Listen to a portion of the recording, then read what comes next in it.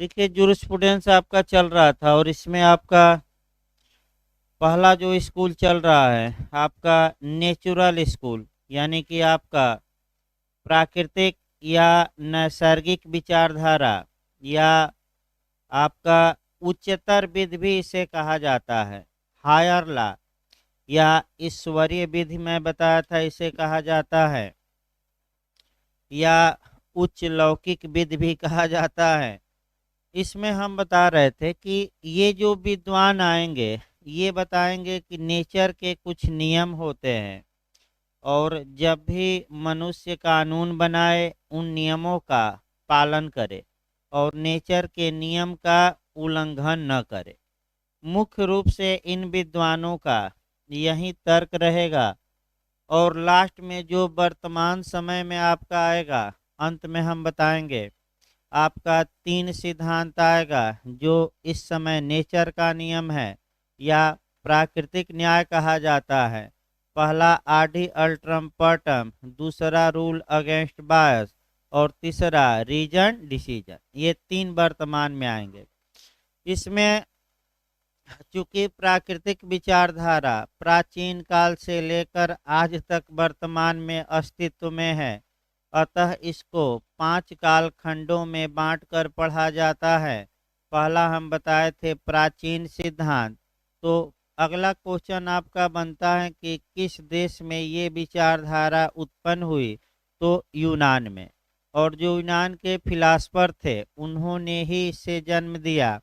और यूनान में हमने कई विद्वान बताए थे, सोफाक्लिस्ट बताए थे, हेराक्लिस्ट बताए थे, फिर सुकरात, प्लेटो, अरस्तु। अरस्तु पर ज़्यादा पूछा जाता है कि इन्होंने न्याय को दो वर्गों में बांटा, एक डिस्ट्रीब्यूटिव जस्टिस और दूसरा आपका रिफॉर्मेटिव।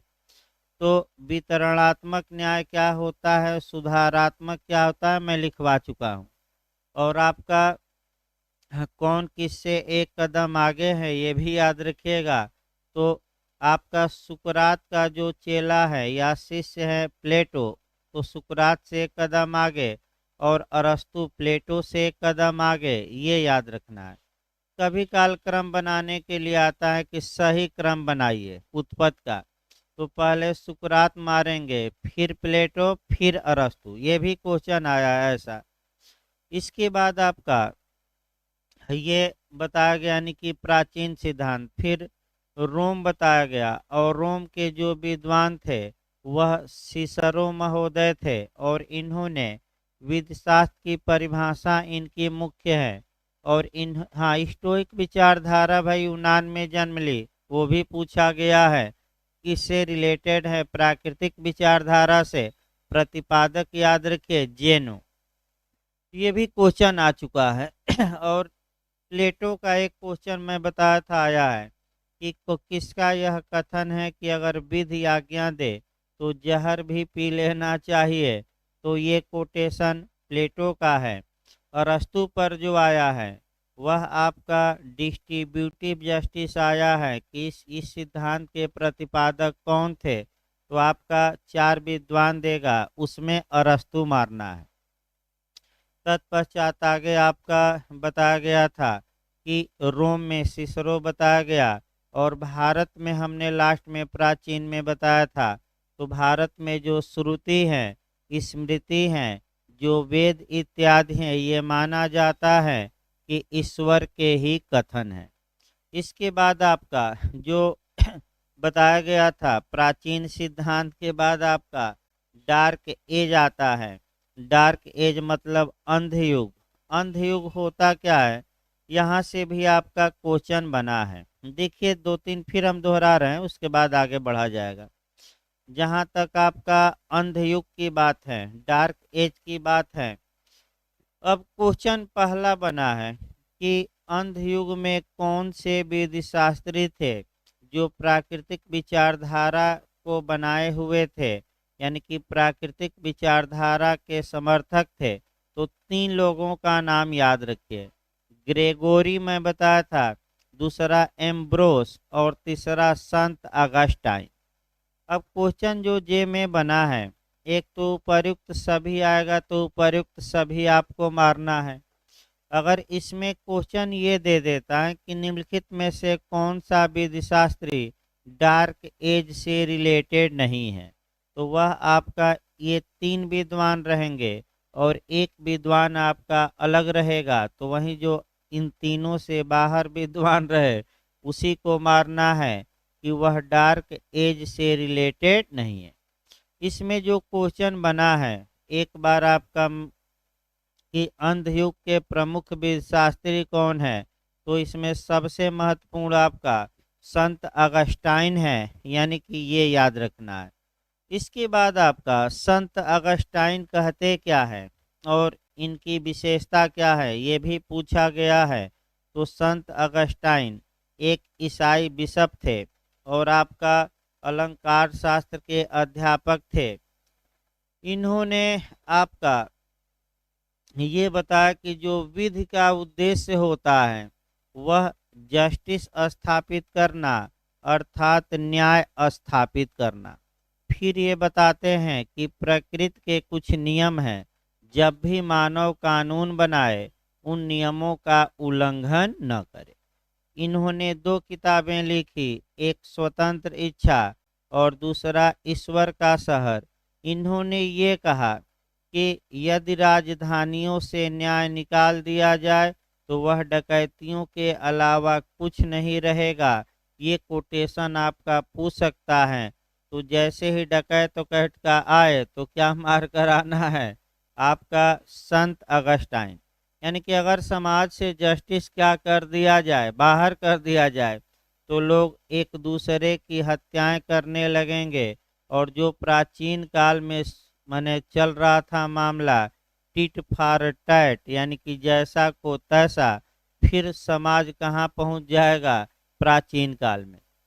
अगला देखिए, इसमें देखा जाए इनका जो माने कह सकते हैं कि ये जो बताते हैं कि जो मानव निर्मित विधि होती है वह प्राकृतिक विधि से सर्वोच्च नहीं होती, यानी कि प्रकृति के जो कानून हैं वह सर्वोच्च है और मानव निर्मित विधि क्या है, अधीनस्थ। क्योंकि ये मानते हैं कि मानव कानून निर्मित कर सकता है और वह भी माने मानव द्वारा निर्मित होता है कानून, भले ही कानून प्रकृति ने या ईश्वर ने बनाया हो। अतः जब भी आएगा कि मानव भी कानून बनाएगा, संप्रभु भी, तो एक कोटेशन और यहाँ पूछा जाता है कि किस विद्वान को आपका कह सकते हैं कि प्राकृतिक विधि की प्राचीनता और मध्य, हाँ, प्राकृतिक विधि के प्राचीनता के सूर्यास्त और मध्यकाल के माने मध्यकाल के प्रारंभ के पूर्व के बीच की कड़ी माना जाता है।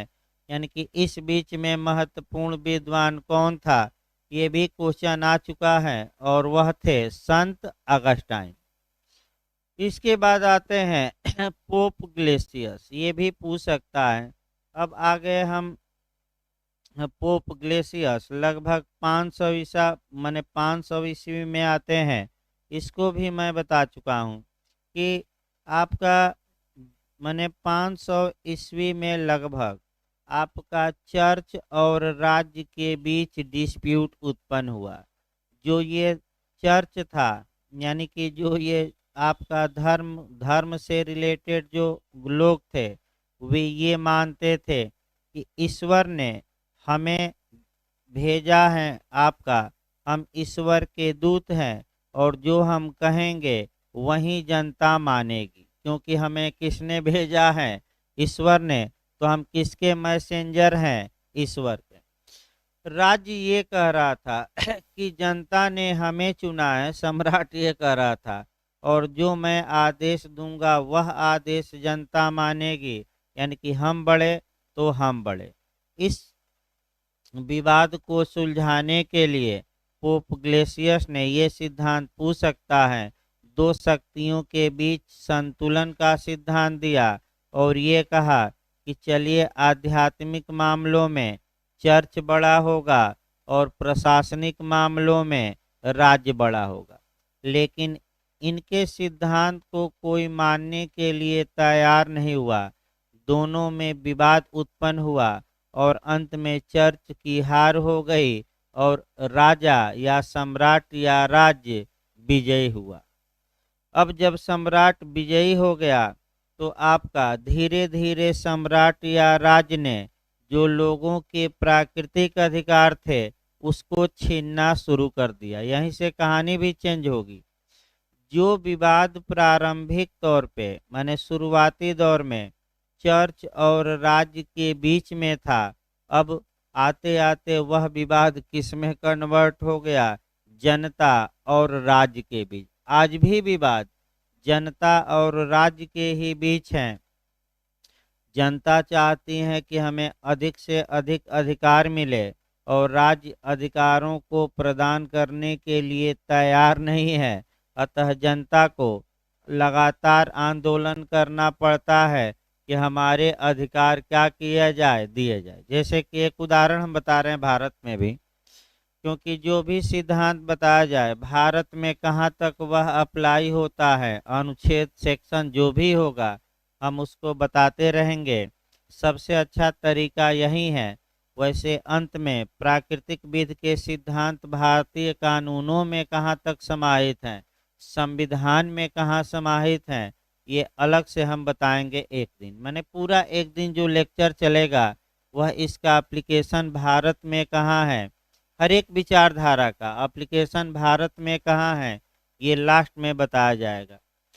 इसके बाद आपका कह सकते हैं कि वर्तमान समय में एक उदाहरण अन्ना हजारे का ले सकते हैं कि जनता मांग कर रही है कि भाई भ्रष्टाचारियों को दंडित करने के लिए जन लोकपाल का कानून लाया जाए और करप्शन करने वालों को दंडित किया जाए, जबकि राज्य कानून लाने के फेवर में नहीं था।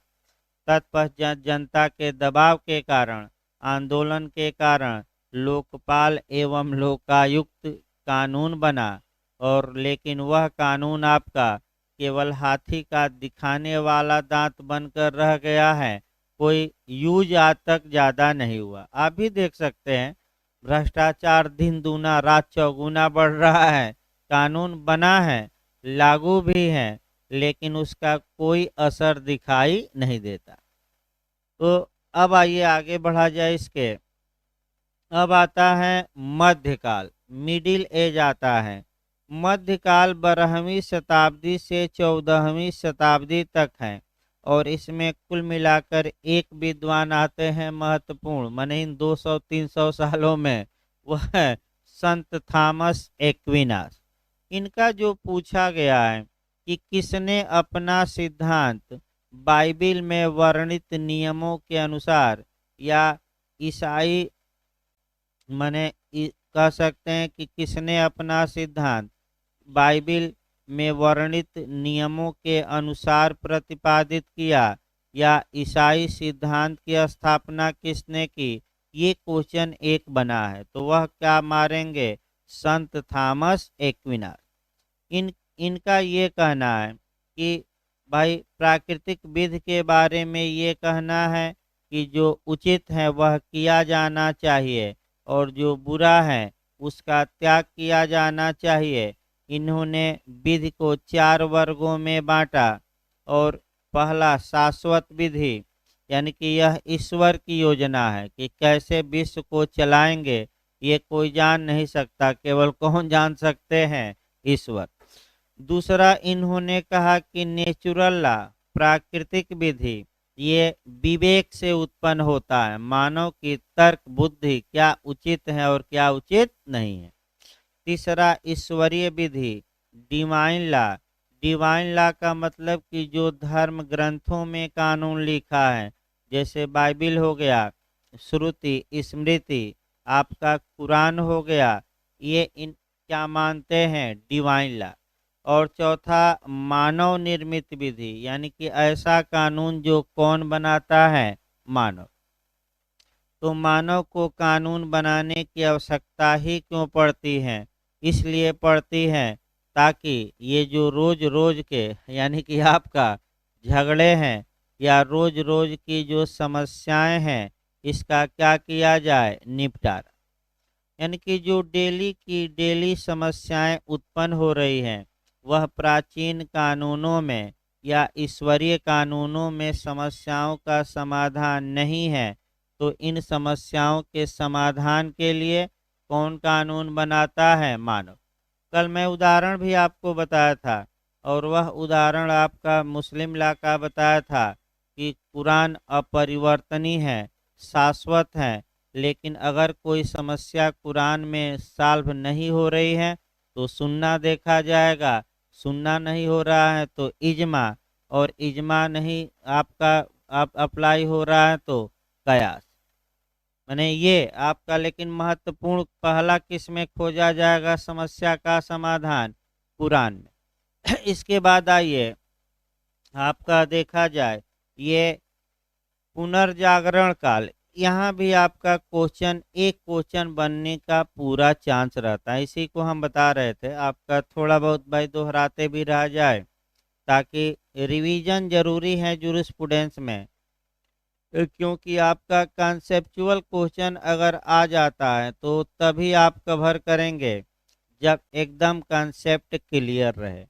आइए रिफॉर्मेटिव एज या पुनर्जागरण काल, या इसको कहते हैं गोल्डन एज या स्वर्णिम काल, ज्ञानोदय काल, गौरवान्वित काल भी कई बार कहते हैं, या आपका स्वर्ण युग कहिए, आपका ज्ञानोदय काल कहिए।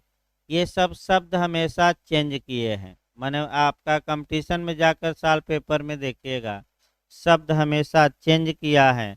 लेकिन इंग्लिश वर्जन दो याद रखिए, या तो रिफॉर्मेटिव एज आएगा या गोल्डन एज।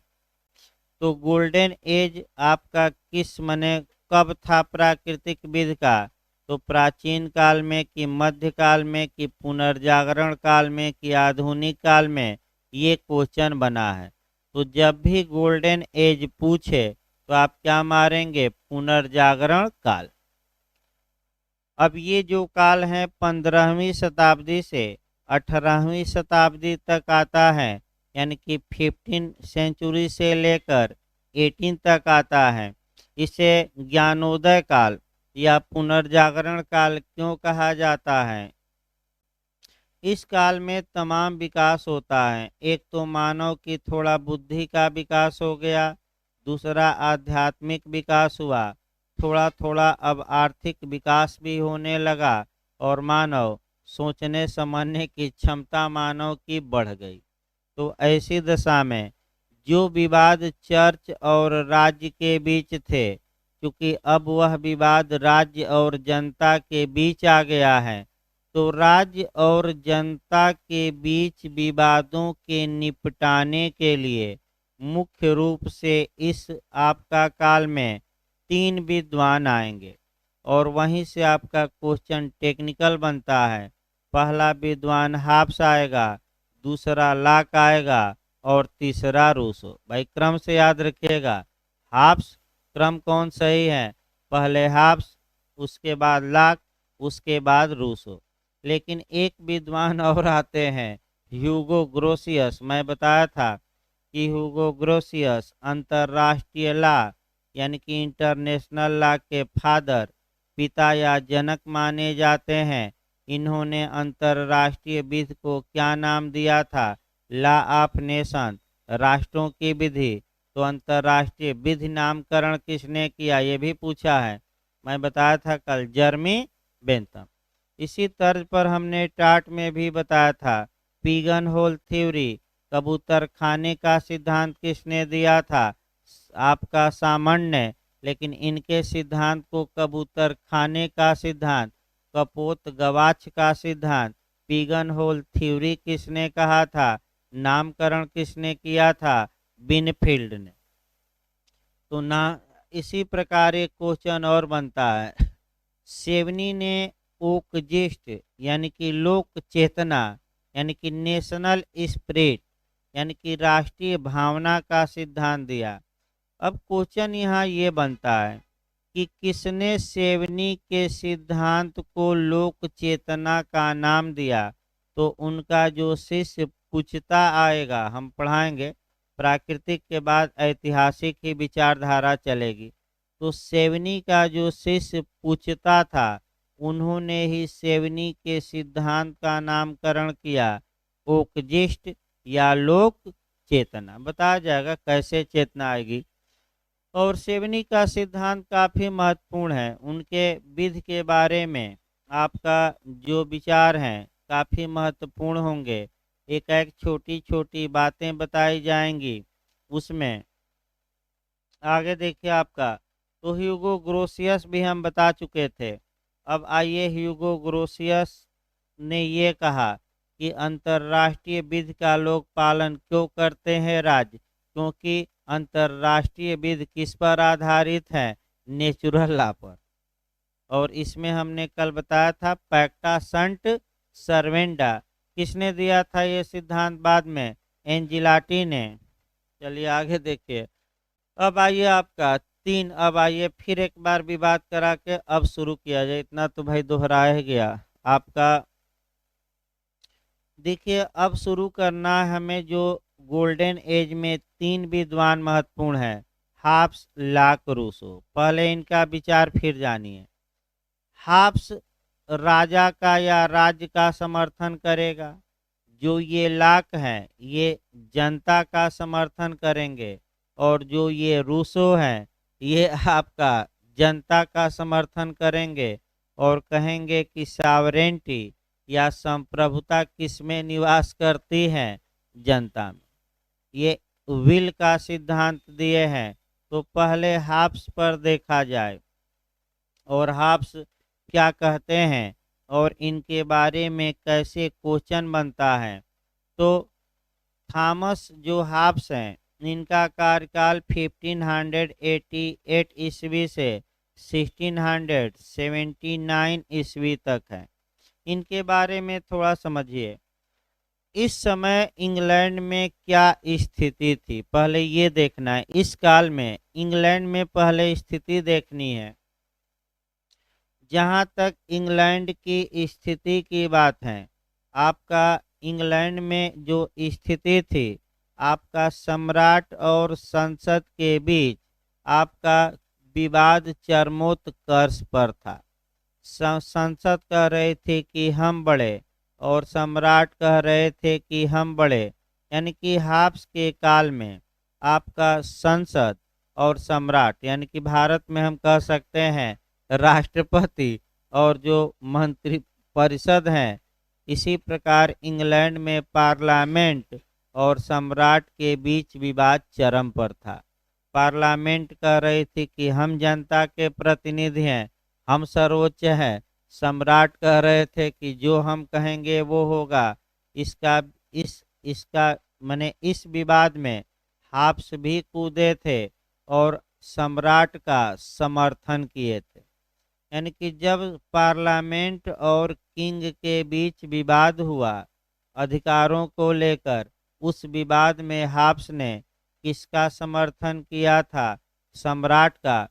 तो अमूमन ये बात याद रखिए कि जब यहाँ सम्राट का ये समर्थन कर रहे हैं तो हर हाल में ये आगे भी सम्राट का ही क्या करेंगे, समर्थन। पहला नियम। तो इन्होंने कहा क्या, देखिए आपका इन्होंने क्या क्या महत्वपूर्ण बातें बताई और इन्होंने कहा क्या। इन्होंने प्राकृतिक विधि को स्वीकार तो किया लेकिन ये बताया कि प्राकृतिक विधि का पालन करना सम्राट या राज्य के लिए एक केवल नैतिक कर्तव्य है, चाहे तो वह पालन करे और चाहे तो न करे। यानी कि जो प्रकृति ने नियम बना रखा है, उन नियमों का पालन करना आपका एक नैतिक कर्तव्य है। कोई इसके पीछे सेंसन या शास्ति या भय नहीं है, चाहे तो करे राज्य और चाहे तो न करे। अब ये कहते हैं कि लेकिन जो संप्रभु या जो राज्य कानून बना देता है तो उसका पालन करना व्यक्तियों के लिए बाध्यकारी है, व्यक्ति पालन से इनकार नहीं कर सकता। और यदि व्यक्ति पालन से इनकार करता है तो ऐसी दशा में जो राज्य का कानून होता है उसके पीछे सेंसन होता है, अनुशास्त्री होती है, भय होता है। यानी कि जो लोग राज्य का कानून का पालन नहीं करेंगे, राज्य उन्हें क्या करेगा? दंडित करेगा। ये हम नहीं बता रहे हैं, कौन बता रहे हैं? हाब्स। इन्होंने संप्रभुता के भी गुण बताए जो आगे हम बताएंगे आपका। फिर इनका कहना है कि प्राचीन अवस्था से आइए, क्योंकि अब विवाद तो मुख्य रूप से राज्य और जनता के बीच चल रहा है, तो ये राज्य का सपोर्ट करेंगे। तो इनका सिद्धांत देखा जाए, इनका ये मानना है इनका मानना ये है कि प्राचीन काल में व्यक्ति आपका जो समाज की स्थिति थी वह सही नहीं थी। तो प्राचीन काल में क्या था?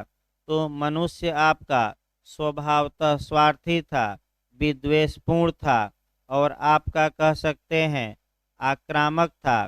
कोई कह सकते हैं कि कोई भी व्यक्ति किसी को हानि पहुंचा सकता था। यानी कि कुल मिलाकर हाब्स के अनुसार प्राचीन काल में समाज में व्यवस्था नहीं थी। सभी व्यक्ति एक दूसरे के मन मार भी सकते थे और अव्यवस्था थी। तो जनता ने व्यवस्था बनाए रखने के लिए, याद रखिएगा, जनता ने व्यवस्था बनाए रखने के लिए राज्य के साथ एक सोशल कॉन्ट्रैक्ट किया, सामाजिक संविदा किया और जनता ने अपने सारे अधिकार राज्य को सौंप दिए। तो जब जनता या लोग अपने सभी अधिकारों को राज्य को सौंप दिए तो राज्य जो भी कानून बनाए उनका पालन करना जनता का कर्तव्य है और जनता उन कानूनों का विरोध नहीं कर सकती। यानी कि राज्य को पूरी तरह खुली छूट दे दी गई, सोशल कॉन्ट्रैक्ट के आधार पर, सामाजिक संविदा के आधार पर। कि फिर एक बार देखिए, क्योंकि कंसेप्ट जरूरी है। यानी कि राज्य ने आपका, जनता ने समझौता किया राज्य से और जनता अपने सभी अधिकार किसको दे दी? राज्य को। जब सभी अधिकार दे दिए तो राज्य चाहे कुछ भी करे, आपको राज्य का विरोध करने का हक है कि नहीं? नहीं। क्योंकि ये कहते हैं कि law is the command of sovereign, यानी कि सावरेन की बात करते हैं और ये कहते हैं कि सावरेन आदेश देता है, लोग उस आदेश का पालन इसलिए करते हैं कि नहीं करेंगे तो क्या रहता है उसके पीछे? सेंसन, भय रहता है। यानी कि जहाँ तक प्राकृतिक विधि की बात है, प्राकृतिक विधि का पालन लोग नैतिक कर्तव्य समझकर करते हैं, लेकिन संप्रभु द्वारा बनाए गए या राज्य द्वारा बनाए गए कानून का पालन लोग भय के कारण करते हैं।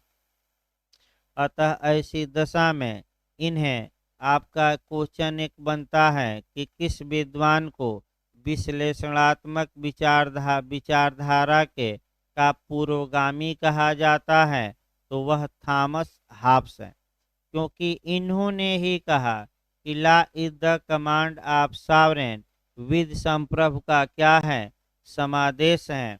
और चूंकि ये शुरुआत तो समादेश का कर ही दिए, भले डिटेल में न कहे हो लेकिन थोड़ा बहुत तो कर ही दिए। फिर इस क्रम को आगे बढ़ाएंगे जर्मी बेंथम, वो भी कहेंगे कि law is the command of sovereign, और पूरी गंभीरता और व्यापकता से यही बात कही जाएगी किसके द्वारा? जॉन ऑस्टिन द्वारा। तो law is the command of sovereign, अब 3 लोग हो गए, आपका हाब्स हो गए, दूसरा जर्मी बेंथम और ऑस्टिन। लेकिन व्यापक व्याख्या इसकी किसने की? ऑस्टिन ने। ये सही बात है। अब आइए, हाब्स ये कहते हैं कि जो ये भले ही जनता ने अपने सभी अधिकार राज्य को दे दिए सोशल कॉन्ट्रैक्ट के तहत, लेकिन एक अधिकार जनता ने अपने पास रखा और वह सेल्फ डिफेंस का अधिकार, आत्मरक्षा का अधिकार या प्राइवेट प्रतिरक्षा का अधिकार। ये हम नहीं बता रहे हैं, कौन बता रहा है? आप। तो तुरंत आईपीसी में जोड़िए कि आत्मरक्षा का अधिकार जनता को प्राप्त है कि नहीं, प्राप्त है। और आईपीसी की धारा कौन कहाँ से कहाँ तक? 96 से लेकर 106। यानी कि जो हाफ्स ये कह रहे हैं कि सेल्फ डिफेंस का जो राइट है वह जनता को प्राप्त रहा, ये अधिकार जनता ने किसको नहीं दिया? आपका राज्य को। ये याद रखिए, एक अधिकार बचाए रही जनता, सेल्फ डिफेंस, आत्मरक्षा का अधिकार, प्राइवेट प्रतिरक्षा। आईपीसी से जोड़ना है कहाँ से कहाँ तक? 96 से लेकर 106। हाफ्स के बाद आइए लाक आ जाइए। इनका आपका क्वेश्चन बनता है लाक के बारे में। और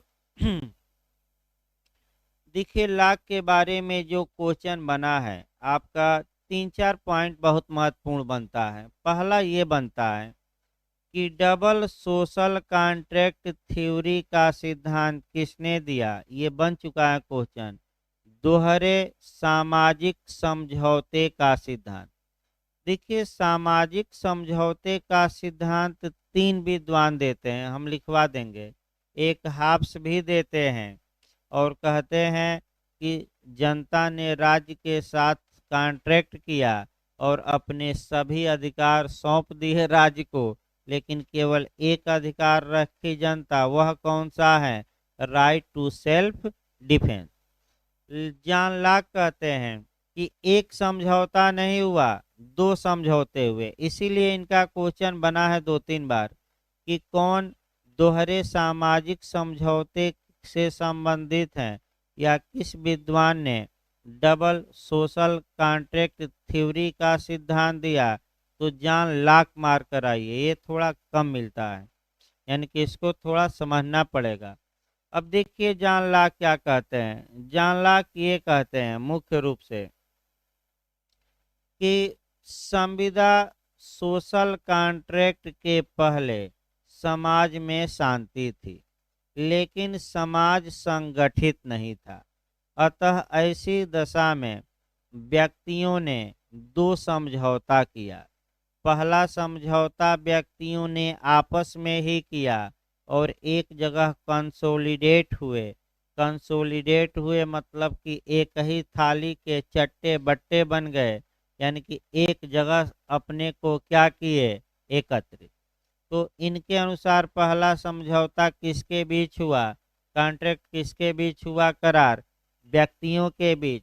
और पहले करार द्वारा ये लोग क्या हुए? एक जगह क्या हुए? एकत्र।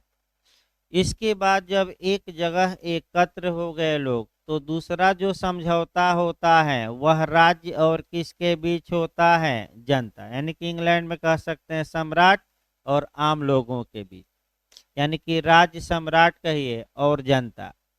अब समस्या ये आई कि लॉक क्या कहते हैं? आपका जनता और राज्य के बीच समझौते पर इनका क्या विचार है?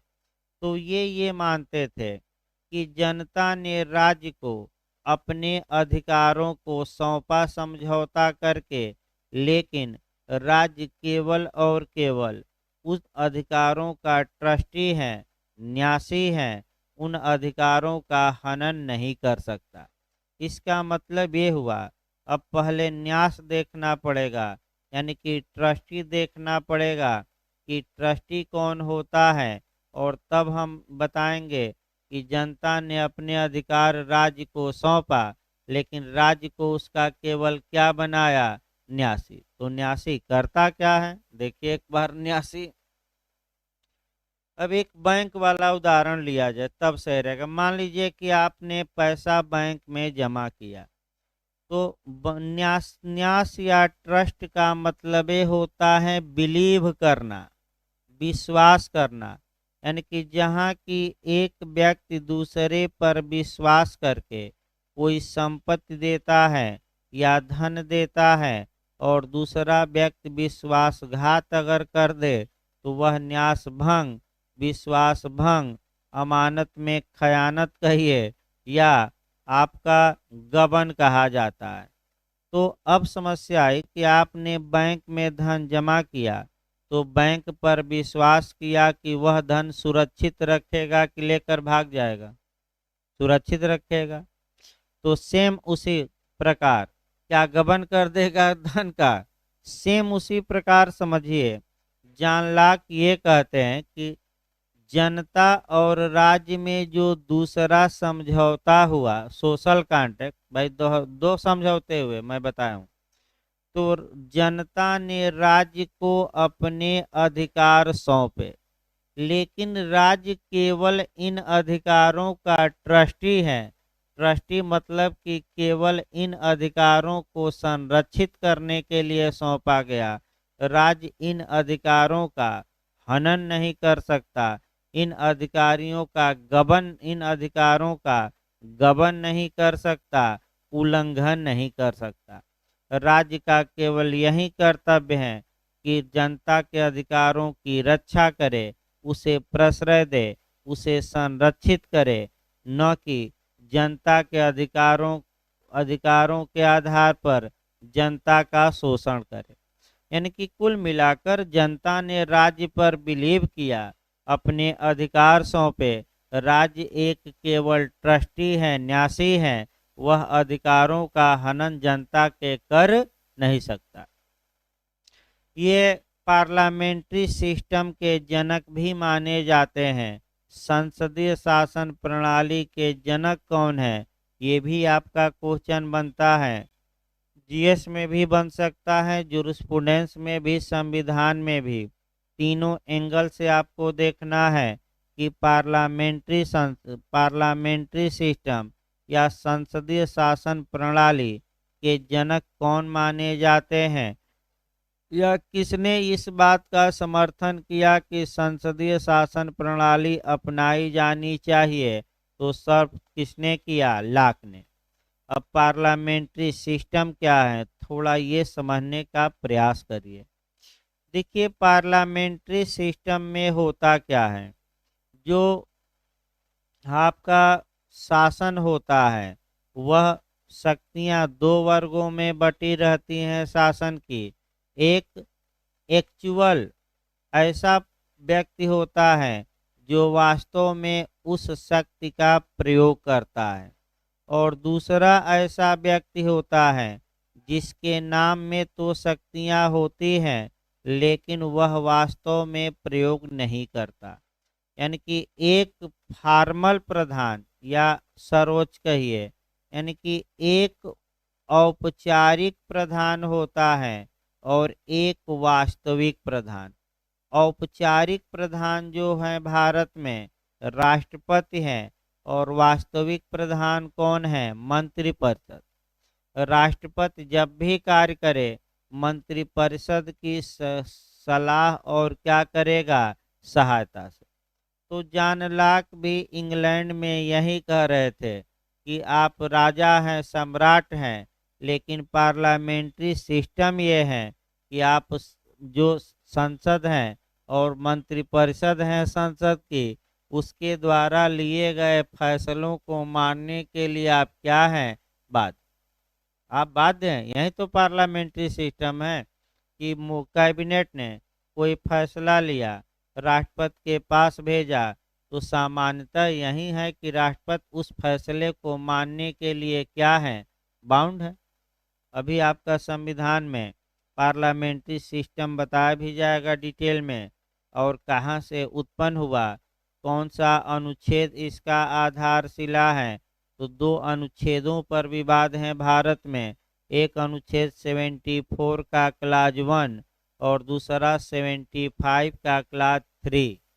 आपका दोनों पर विवाद है, इस विवाद का भी निपटारा किया जाएगा।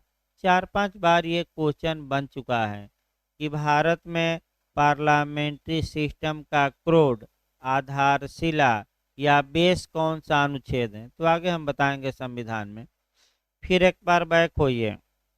जॉन लॉक ये कहते हैं कि राज्य जनता का न्यासी है, आपका प्राकृतिक विधि सर्वोच्च होती है, ये भी इन्होंने कहा, माने ये भी नेचुरल लॉ को उच्च उच्च विधि मानते हैं।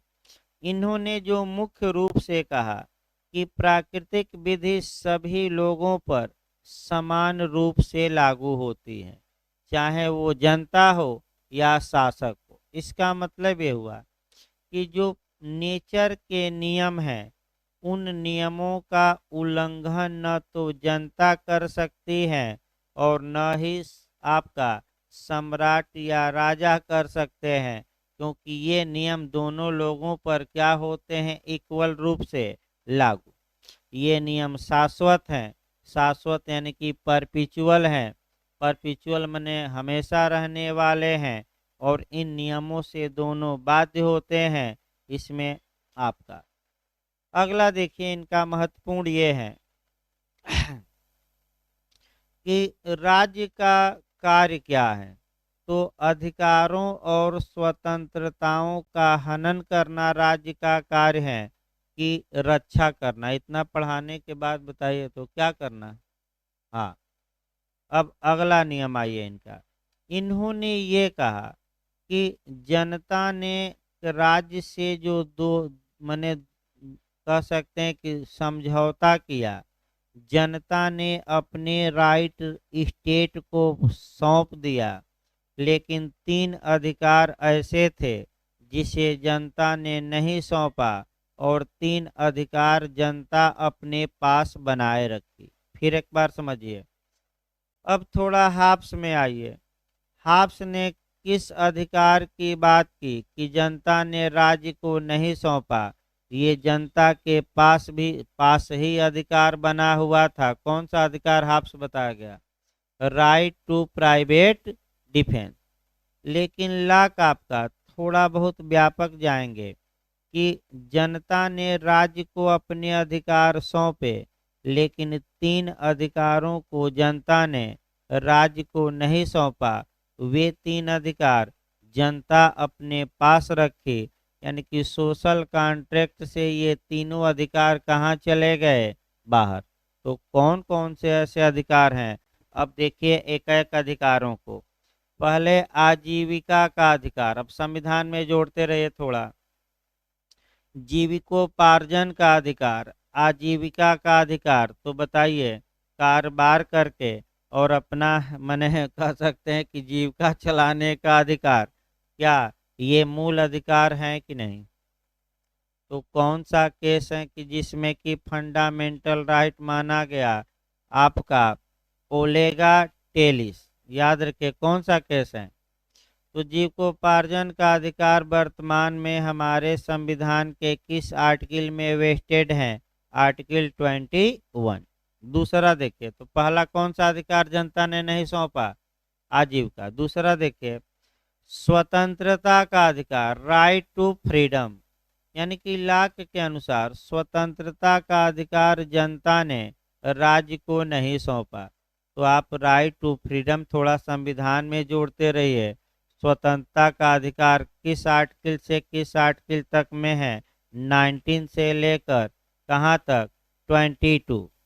यानी कि जो अनुच्छेद 19 से लेकर 22 तक में जो स्वतंत्रता का अधिकार हमें प्रदान किया गया है, लॉक के अनुसार इस अधिकार को जनता अपने पास बनाए रखी, राज्य को सौंपा नहीं।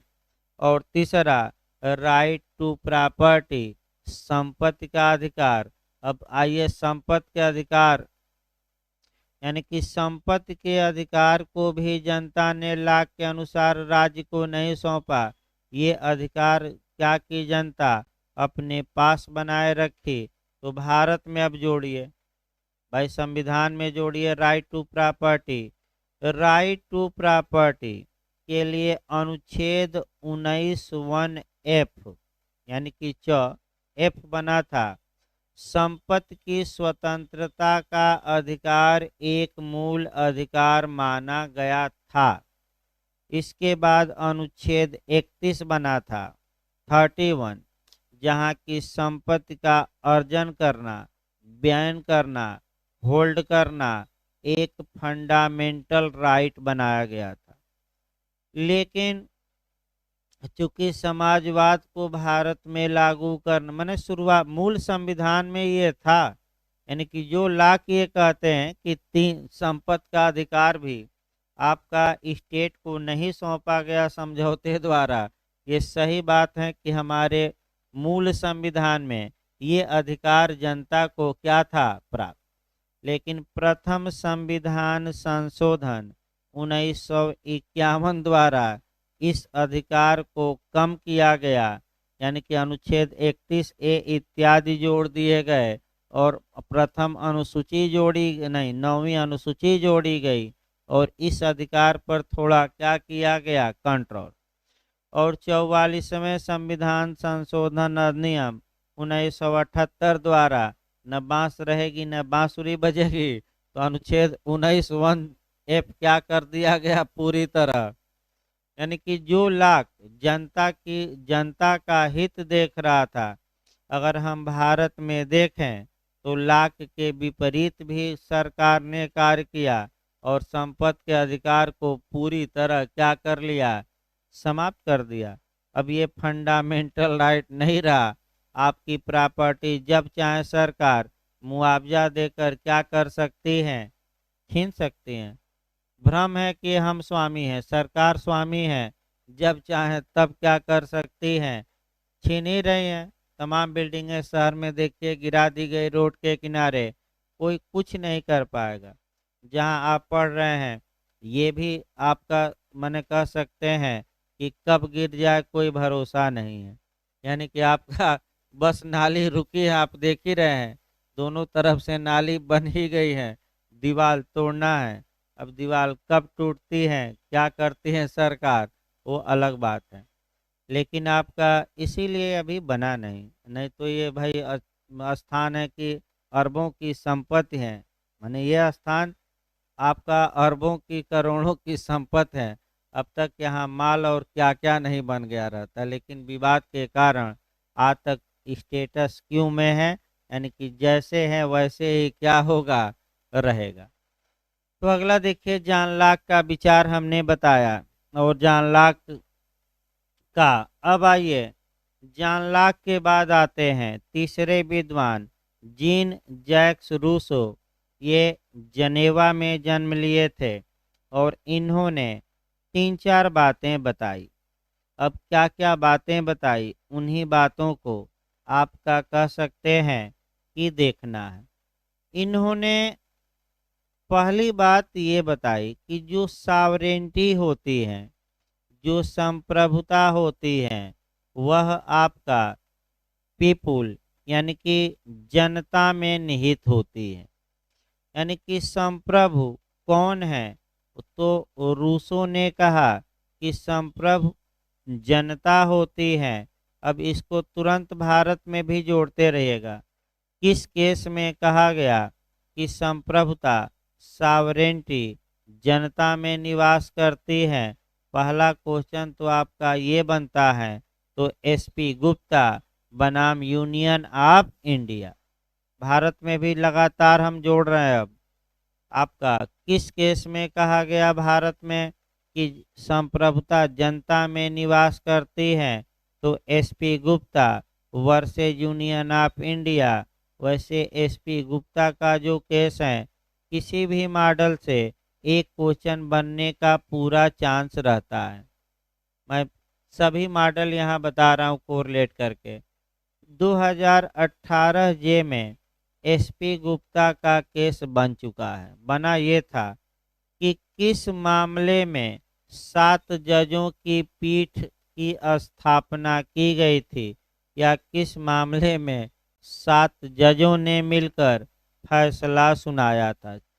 4 केस दिए थे, तो किस केस में सुनाया गया था? SP Gupta versus union of India. कई लोग गलत करके आए थे, गलत ना हो। अब अगला क्वेश्चन बन सकता है कि कितने से निर्णय आया। हम लिखवा देंगे कोरिलेट करके, थोड़ा पहले समझिए। ज़्यादातर 4-3 से आया, यानी कि 4 बहुमत में थे और 3 क्या थे माइनॉरिटी में। जैसे कि क्वेश्चन आपका जो ये ये आपका ईडब्ल्यूएस पर आया है, वो भी सतर्क रहिएगा। कितने से निर्णय आया, तो आपका 3-2 से आया, यानी कि 3 पक्ष में थे और सीजीआई खुद क्या थे, विरोध में। भाई भाई सीजीआई भले ही हो, बहुमत का फैसला क्या होता है भारत में। तो आप लोग बताइए, क्रम से शुरुआत करिए। तो एसपी गुप्ता के केस में कितने से निर्णय आया, 4-3। गोलकनाथ में कितने से निर्णय आया, 7, नहीं आपका 11 जज थे, तो 6-5 से। केशवानंद भारती के केस में कितने में आया, 7-6, 13 जज थे तो 7-6। और आपका ईडब्ल्यूएस में कितने से आया, आपका 3-2। ऐसा क्वेश्चन बना है। जो ये पीए संगमा राष्ट्रपति का चुनाव लड़े थे प्रणब मुखर्जी के खिलाफ, उस समय क्वेश्चन एक मॉडल ऐसा बना था कि सुप्रीम कोर्ट ने इस मामले में आपका कि मैंने कैसे फैसला सुनाया, कितने से, 3 पक्ष में 2 विपक्ष में, ऐसे ऐसे मैंने आपका क्वेश्चन बना है। वही सतर्क रहना ऐसे क्वेश्चनों पर। एसपी गुप्ता की दूसरी विशेषता ये है, आपका सतर्क रहना है कि जजेज ट्रांसफर केस कहा जाता है, यानी कि न्यायाधीशों का स्थानांतरण वाला वाद। जो सबसे महत्वपूर्ण इसमें है, आपका जज याद रखना है, तो जस्टिस पीएन भगवती। और अति महत्वपूर्ण है, इस केस में सर्वप्रथम स्पष्ट रूप से पीआईएल, पब्लिक इंटरेस्ट लिटिगेशन, लोकहितवाद की शुरुआत की गई, माने उत्पत्ति की गई। और लोकहितवाद होता क्या है, जस्टिस पीएन भगवती जी ने इसकी सुंदर व्याख्या की। तो लोकहितवाद का जन्म किस केस में हुआ, एसपी गुप्ता। काफी महत्वपूर्ण केस है ये। फिर बैक होइए, यानी कि हम बता रहे हैं संप्रभुता, बता रहे हैं कि संप्रभुता जनता में निवास करती है। ये केस फिर बैक होइए अब जूरिस्प्रूडेंस में। एसपी गुप्ता बनाम भारत संघ के केस में आया। अब आगे चलकर आपका कह सकते हैं कि जो माधव राव सिंधिया का केस आएगा, जिसे हम प्रिवी परसवाद उपनाम देते हैं, उस केस में संप्रभुता को 2 वर्गों में हमारे सुप्रीम कोर्ट ने बांटा। एक लोकतांत्रिक या प्रजातांत्रिक संप्रभुता और दूसरा लीगल या विधिक संप्रभुता। तो फिर अब बंटवारा कर लीजिए। अगर डेमोक्रेटिक रूप से कौन सावरेन है पूछे, तो जनता। और लीगल रूप से कौन सावरेन है, तो हमारा कॉन्स्टिट्यूशन, यानी कि संविधान। किस केस में आया, Madhavrao Scindia versus union of India. उपनाम इसका क्या है, प्रिवी पर्सवाद। अब फिर आइए आगे। तो पहला कोटेशन आपका आया रूसो का, कि संप्रभुता क्या करती हैं, जनता के, आपका जनता में निवास करते हैं। भारत में भी हम जोड़ चुके हैं इसको। दूसरा ये रूसो ये बताते हैं कि जनता की 2 माने व्यक्तियों की 2 इच्छाएं होती हैं, एक स्पेसिफिक विल, एक विशिष्ट इच्छा, और दूसरा सामान्य इच्छा या सामूहिक इच्छा। विशिष्ट इच्छा में व्यक्ति केवल अपने बारे में सोचता है। तो आसान भाषा, विशिष्ट मतलब क्या, व्यक्ति अपने बारे में सोचेगा। और जब व्यक्ति मिलकर समाज के बारे में सोचने लगेंगे, तो वह विल या इच्छा क्या होगी, सामान्य। तो अब ये आया कि भाई आपका सामान्य संप्रभुता सामान्य इच्छा से गठित होती है, और सामान्य इच्छा से क्या हो सकती है, समाप्त। तो सामान्य इच्छा का मतलब यहाँ ये हुआ कि अधिक से अधिक लोग जब एक प्रकार की इच्छा व्यक्त करते हैं, तो उसको कॉमन विल कहते हैं, सामान्य इच्छा कहते हैं। और वही सामान्य इच्छा से जो उत्पन्न होगा, उसी को हम क्या कहेंगे, सावरेन। यानी कि इसका मतलब हाँ, व्यक्ति सावरेन बना सकते हैं सामान्य इच्छा से, तो सामान्य इच्छा से सावरेन को क्या कर सकते हैं, हटा सकते हैं। अब देखिए इसका उदाहरण, इसका सटीक उदाहरण आपको मैं बता रहा हूँ। जैसे कि भारत में चुनाव हुआ, अब चुनाव में आपका ये है कि अधिक से अधिक व्यक्ति किसको चाहते हैं कि वह शासक बने। तो अधिक से अधिक व्यक्ति जिसको चाहेंगे, तो ये व्यक्तियों की कैसी इच्छा हुई, विशिष्ट की सामान्य, कॉमन। तो कॉमन इच्छा से व्यक्ति ने पीएम किसी को बनाया सीएम, तो अगले चुनाव में कॉमन इच्छा से यानी कि ज़्यादा से ज़्यादा लोगों का मत होगा कि इनको शासक से हटाया जाए, तो संप्रभुता चेंज हो सकती है कि नहीं, शासक को हटाया जा सकता है कि नहीं, हटाया जा सकता है। यही बात किसने कही है, रूसो ने।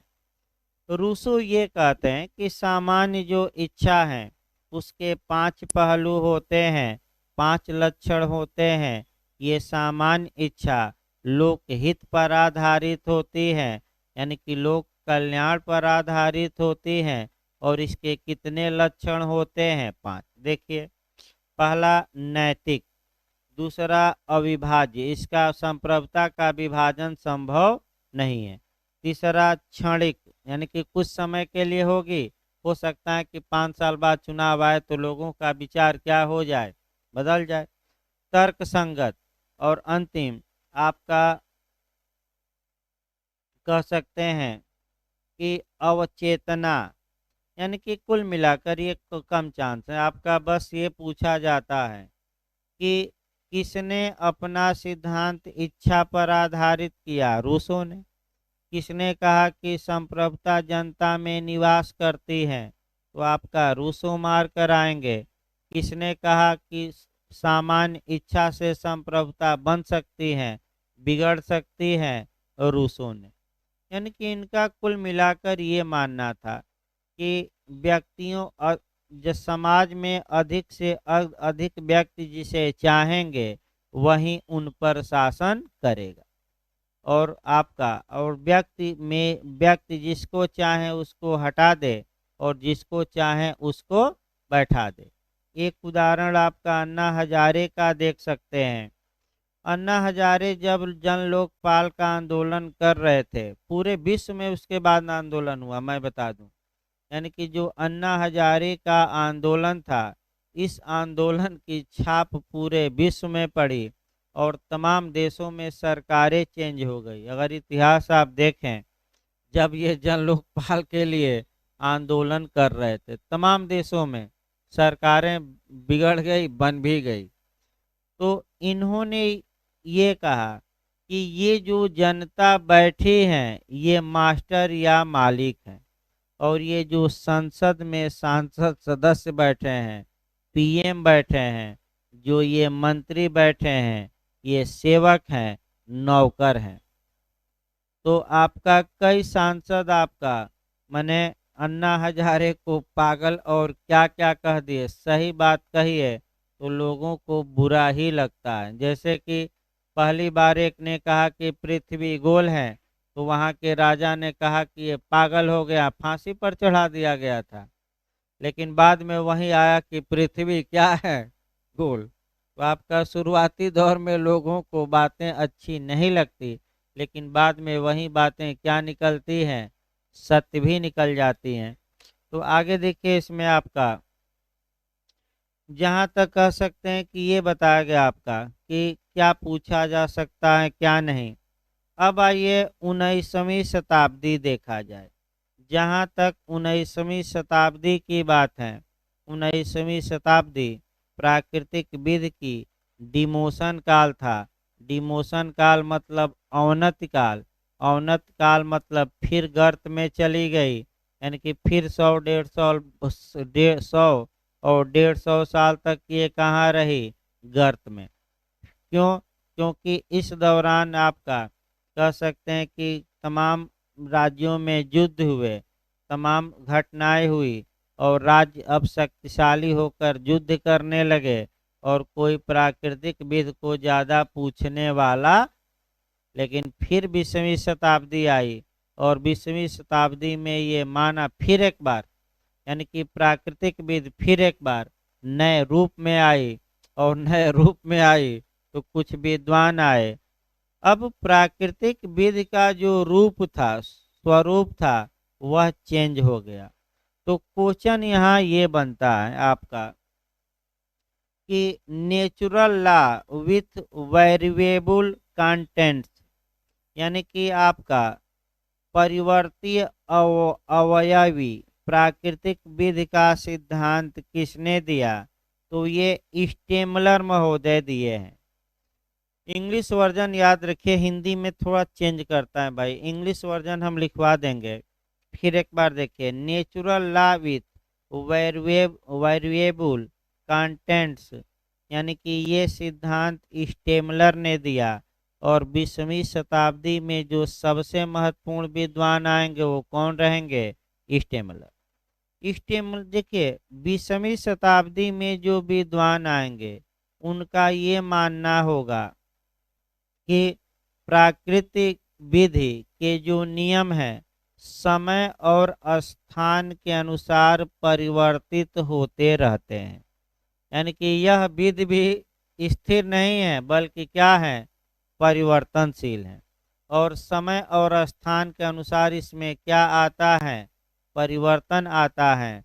और आपका और वर्तमान समय में आपका जो उचित हो, जो तर्कपूर्ण हो, जो न्यायपूर्ण हो, जो साम्य के अनुरूप हो, जो प्राकृतिक न्याय के नियमों के क्या हो? अनुरूप हो। तो तीन तो मैं बता ही रहा हूँ वर्तमान समय में, वो तो लास्ट में बताया जाएगा। तो ये आपका देखिए सूचना है भाई। आपका मैंने कुछ आवश्यक कार्य से थोड़ा बाहर हमें जाना है। तो आपका कल से जो लॉ का क्लास रहेगा आपका शुक्रवार तक बंद रहेगा। यानी कि क्लास आपका शनिवार से फिर शुरू होगा अपने नियत समय से। और चूंकि ठंडी बढ़ रही है तो मान कर चलिए कि अजय सर भी आपका 7:30 बजे नहीं आ पा रहे हैं। तो उनका क्लास चूंकि ठंडी के कारण थोड़ा आगे खिसका गया है, 8 बजे आ पाएंगे। तो 8 से 8 मैंने 45 या 50 तक अजय सर का चलेगा, इंग्लिश चलेगी। इंग्लिश की क्लास भाई चलेगी, केवल लॉ की क्लास बंद रहेगी और इंग्लिश और जीएस की क्लास चलेगी। तो कल से आपका और 1 तारीख तक आपका जो क्लासेज रहेंगी आपका मैंने 2 तारीख तक आप रहेंगी भाई। और 3 तारीख को यानी कि शनिवार को फिर क्लास चलेगी।